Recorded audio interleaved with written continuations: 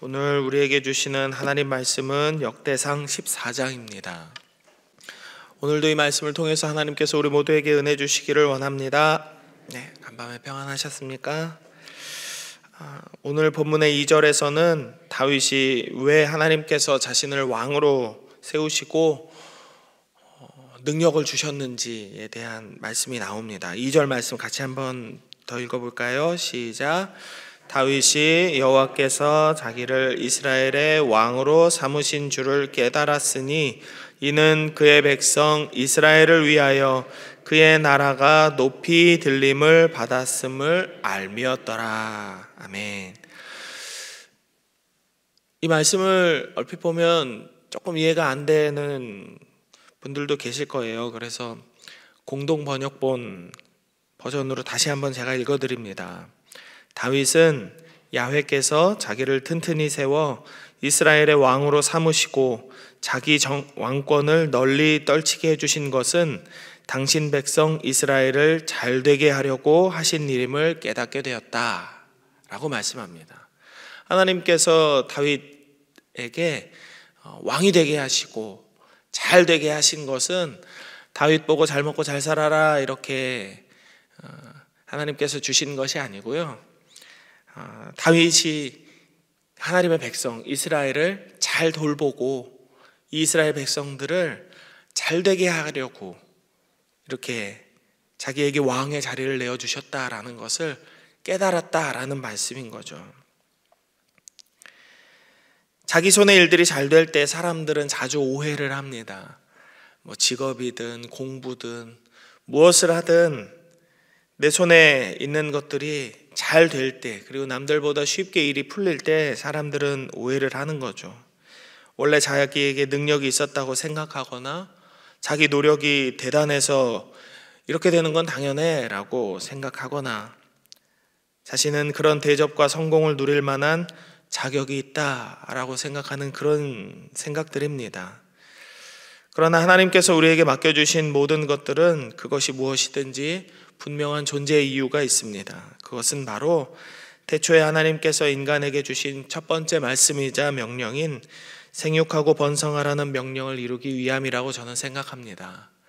창세기 2장 15절에 보면 하나님께서 사람으로 하여금 에덴 동산을 경작하게 하셨다라는 말씀이 등장합니다. 하나님의 손으로 지으신 완벽한 세상이 왜 경작이 필요했을까요? 저는 어릴 적에 에덴 동산에 대해서 이런 상상을 해봤습니다. 사람이 아무것도 일하지 않고 가만히 있기만 해도 알아서 과일이 열리고 과일을 따먹고 씨를 아무데나 버리면 그것이 또 자라서 사람들은 그냥 놀고 먹고만 있어도 풍족하게 모든 것을 다 누리는 곳이 에덴 동산이 아니었을까. 성경을 잘 못 읽었던 것이죠. 성경을 읽어도 눈에 그 말씀이 들어오지 않았던 거예요. 하나님께서는 분명히 사람으로 하여금 에덴을 경작하게 하셨습니다. 하나님은 온 세상이 조화롭게 하나님의 섭리에 따라 존재할 수 있도록 이 세상을 창조하셨습니다. 그 조화의 섭리 안에 인간의 섬김과 봉사로 하나님 앞에 나아가야 하는 것이죠. 성경은 그것을 경작이라고 분명하게 표현하고 있습니다. 땅을 파고 씨를 뿌리고 잡초와 불필요한 것들을 제거해서 더 많은 열매를 맺을 수 있도록 돕는 것이 경작이 아닌가요? 경작은 나무나 식물에게만 좋은 것이 아닙니다. 그냥 풀들만 더 잘 자라게 하기 위해서, 나무가 열매를 더 많이 맺게 하기 위해서, 나무를 위해서만 경작하는 것이 아닙니다. 인간의 수고와 섬김을 통해서 주변에 있는 또한 많은 동물들이 덕을 볼 수 있게 되기 때문이죠. 그리고 인간 자신도 풍요로운 하나님의 선물을 맛보면서 풍요함 가운데 인생의 행복을 누릴 수 있게 됩니다. 그래서 하나님은 인간에게 생육과 번성을 명하시며 자신의 삶만이 아닌 다른 존재를 위한 섬김을 명하셨던 것입니다. 내 손에 들어온 것, 내가 가진 것, 내가 누리고 있는 모든 것은 나만을 위한 것이 아니다라는 그런 말씀을 이미 창세기 때부터 하셨던 것이죠. 그렇게 생각해 볼 때 우리는 우리가 누리는 모든 것들이나 우리가 가진 것들이 우리 자신만의 것이 아님을 깨달을 수 있게 됩니다. 우리의 시간, 우리의 돈, 우리의 재능, 우리가 가진 그 어떤 것이라도 마찬가지입니다. 하나님께서 우리에게 맡겨주신 것이지 본래부터 우리의 것이었던 것은 아무것도 없기 때문입니다. 다윗은 이 사실을 분명하게 깨달았다고 오늘 본문 2절에서 말씀하고 있습니다. 자신의 수고, 노력, 행운, 자격 때문에 왕으로서의 영화를 누리는 것이 아니라 오직 하나님께서 자기에게 맡기신 하나님의 백성들을 잘되게 하려 하십니다. 이것을 다윗은 깨달은 것이죠. 다윗의 이 생각은 지극히 성경적인 생각이라 할 수 있겠습니다. 아무튼 그의 이런 깨달음 덕분인지 그는 자신의 것과 하나님의 것을 잘 구분할 줄 아는 지혜를 갖게 되었습니다. 그리고 이스라엘 역사상 가장 뛰어난 왕으로 평가를 받으면서 죽음에 이르는 순간까지도 평안함 가운데에서 전혀 불안해하지 않고 아들에게 왕위를 잘 물려주고 평안한 가운데 하나님 품으로 돌아갈 수 있게 되었죠. 오늘 본문에서는 다윗의 자녀들에 대한 언급과 블레셋을 두 차례 물리치는 말씀이 기록됩니다. 다윗은 또 여러 번의 결혼을 통해서 여러 아들들과 딸들을 낳았다고 기록하고 있고요. 하나님은 블레셋이라는 나라를, 블레셋이라는 민족을 다윗의 손을 통해서 두 번 물리치게 하셨다라는 기사를 오늘 본문을 통해서 또한 말씀하십니다. 한 번은 8절에서 12절에 나오는 바알브라심에서의 승리이고, 그 다음은 13절에서 마지막 절 17절까지의 그 뽕나무 수풀에서의 기습작전의 승리의 기사입니다. 블레셋 입장에서는 8절 이후에 기록된 바알브라심의 전투에서 큰 패배를 당하고 나서 이스라엘을 향한, 그리고 다윗을 향한 교만한 마음을 접었어야 했습니다. 그들의 두려움이 얼마나 컸는지는 12절에 잘 나와 있습니다. 12절 말씀 같이 한번 읽어보실까요? 시작.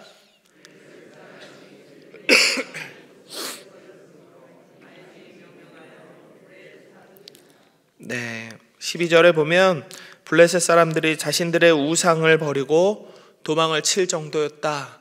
그만큼 이스라엘의 그 위압감과 그 전투에서의 공포가 엄청났다라는 것을 보여주고 있죠. 다윗과 그의 백성들은 그 우상을 모두 불태워버렸다라고 말씀은 기록하고 있습니다. 왜 불태워버렸을까요? 값진 것이었을 텐데요.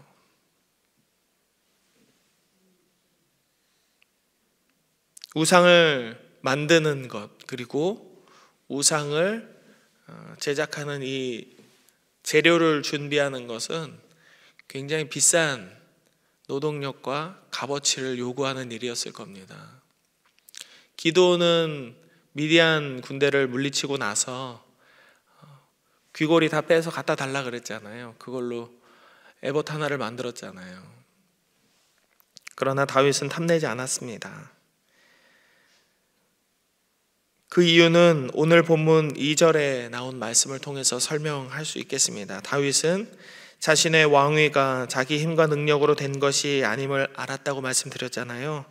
세상에 그 어떤 것도 자신을 왕으로 세워줄 권세가 있지 않음을, 오직 하나님만이 목동에 불과했던 자신을 한 나라의 왕으로 세워주실 수 있음을 분명하게 알고 믿었기 때문에 다른 우상들이나 그 어떠한 값어치 있는 것들이라 할지라도 다윗은 탐낼 이유가 없었던 것입니다.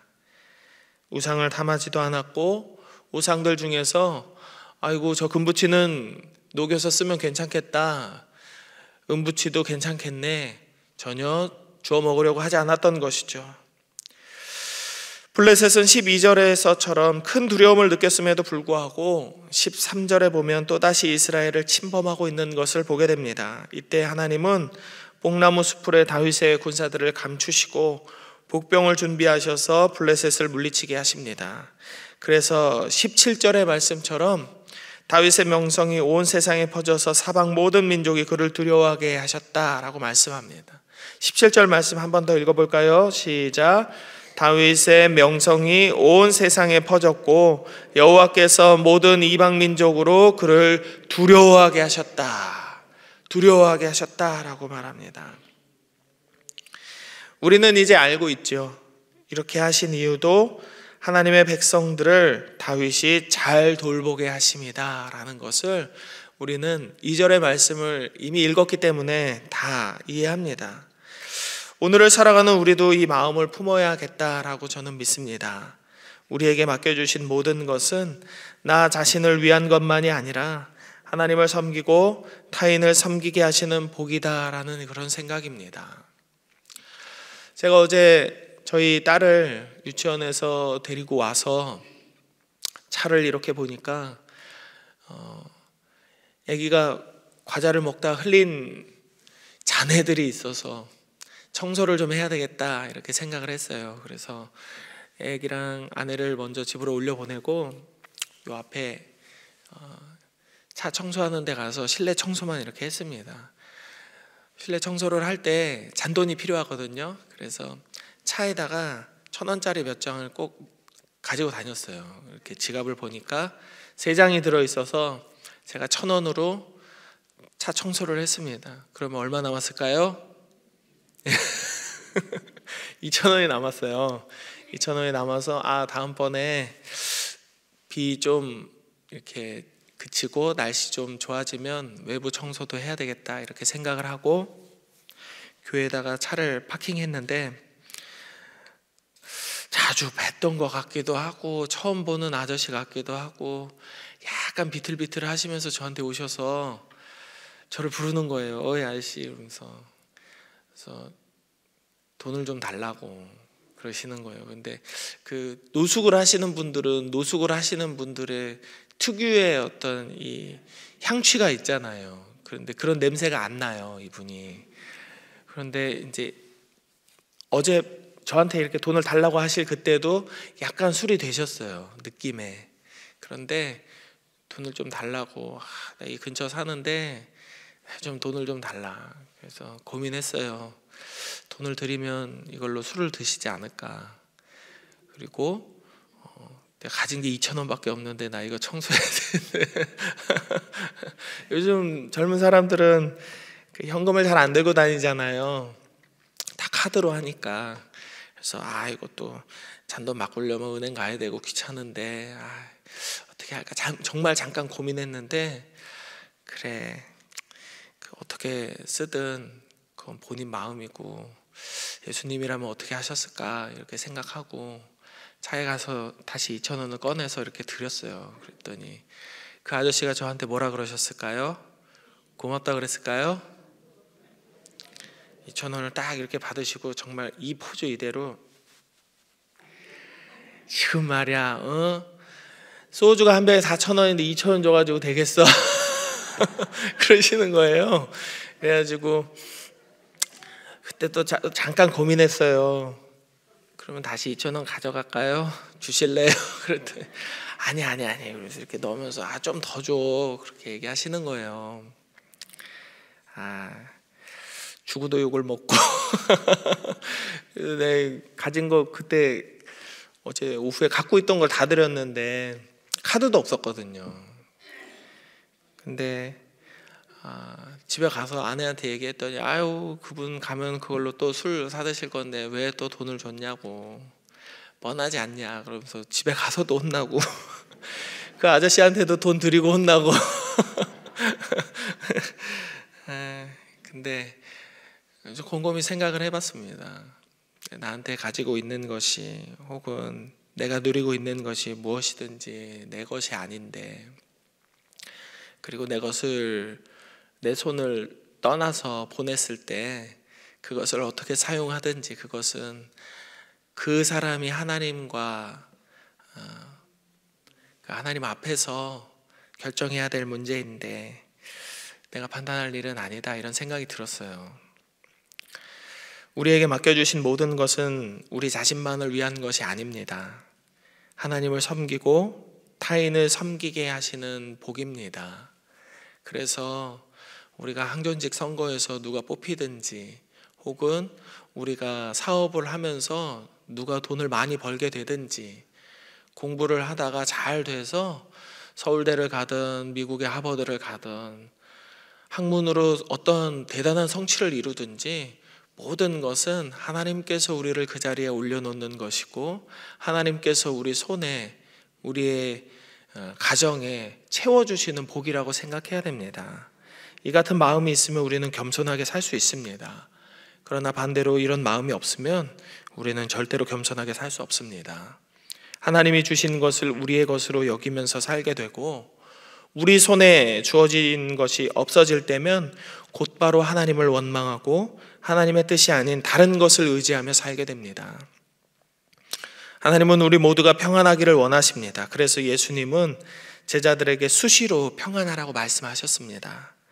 하나님은 이스라엘 백성들의 평안을 위해서 다윗을 위대한 왕으로 만들어 주셨습니다. 그리고 다윗은 하나님의 뜻을 오해하지 않고 분명하게 이것을 깨달았습니다.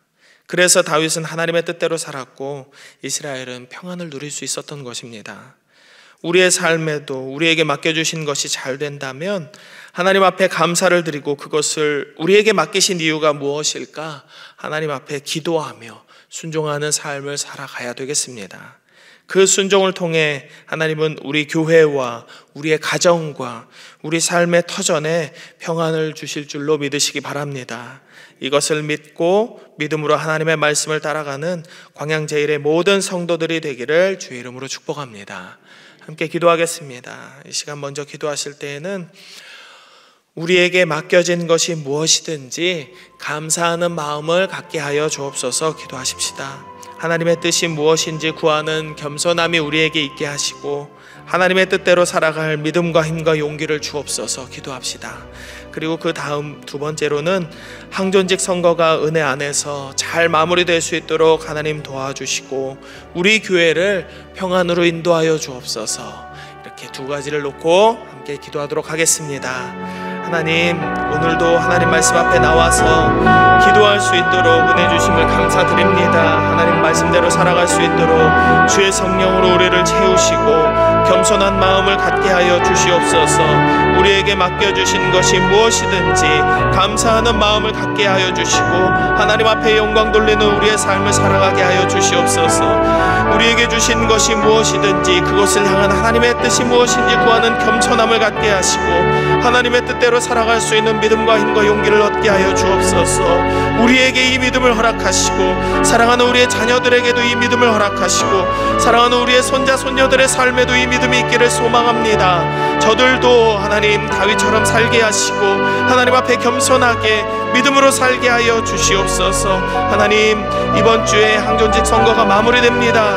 은혜 안에서 잘 마무리될 수 있도록 아버지 도와주옵소서. 우리 교회를 평안으로 인도하여 주시옵소서. 하나님, 이 선거를 통하여서 하나님께서 우리 교회 안에 베푸실 하나님의 뜻을 우리 모두가 알기를 원합니다. 아무도 마음 상하지 않게 하시고 분열되지 않게 하시고 오직 하나님께서 이루실 뜻을 바라보며 우리 모두가 감사와 찬송과 영광을 올려드리는 귀하고 복된 하나님의 잔치 될 수 있도록 아버지 허락하여 주시옵소서. 사랑하는 담임 목사님의 건강을 돌보아 주시고 우리 모든 교육자들의 삶에 하나님께서 은혜와 평안을 주셔서 하나님께서 부어주시는 기름 부으심이 모든 성도들에게로 흘러가는 이 하루 될 수 있도록 아버지의 은혜를 내리어 주시옵소서.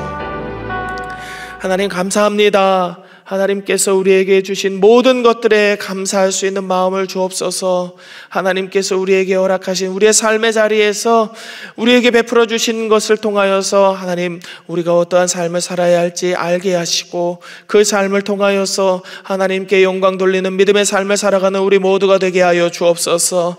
하나님께서 주신 것에 대해 감사할 줄 아는 겸손함이 있게 하시고 하나님 앞에 나아가서 하나님 뜻대로 살아갈 수 있는 믿음과 힘과 용기를 얻게 하여 주옵소서.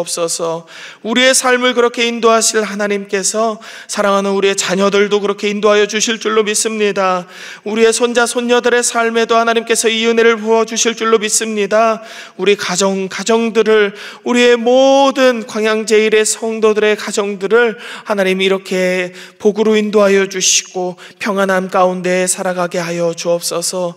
항존직 선거가 이번 주에 마무리됩니다. 하나님께서 꼭 택하신 자들이 하나님 뜻 안에서 선정되게 하시고 하나님 은혜 안에서 이 선거가 잘 마무리될 수 있도록 도와주시기를 원합니다. 우리 교회를 평안으로 인도하여 주시기를 원합니다. 아무도 마음 상하지 않게 하시고 서로를 향하여서 선한 마음을 갖게 하여 주시고 어떠한 결과가 일어나든지 우리 모두가 감사하는 마음 있게 하여 주시옵소서.